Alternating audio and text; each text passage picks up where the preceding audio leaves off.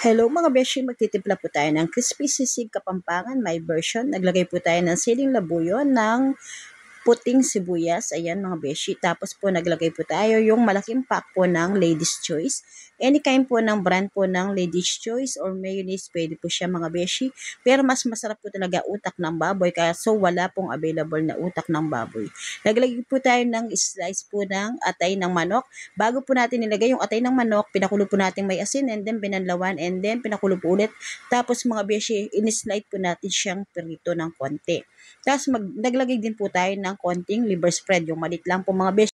Dahil po naglagay na po tayo ng atay ng manok, kaya malit na lang po yung liver spread na nilagay natin. Naglagay po tayo ng calamansi juice. Tapos po yung dinip-fry po nating pakulong maraming baboy mga beshi. After po ng pakulo, piprito. After po siya ng piprito, i-rest po natin siya.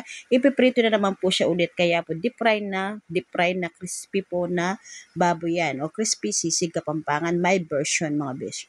Ayan na po mga beshi, tinitimbang po natin yung ating crispy sisig. Pantay-pantay po yan.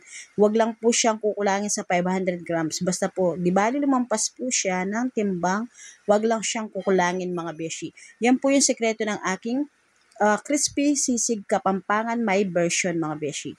Mas masarap po kung may utak ng baboy, kaso wala po, kaya ang ginagamit po natin mga Lady's Choice or mayonnaise. Pwede po siya any kind brand po, pwede mga beshi.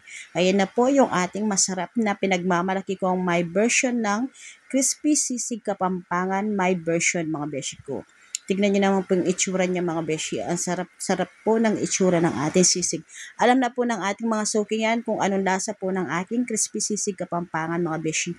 Hindi po kayo mabibigo pagka po ganyan yung inapag ninyong handaan sa inyong mga bisita. Sinisigurado ko pong hindi po kayo mapapahiya at mabibitin po sila sa sarap mga beshi.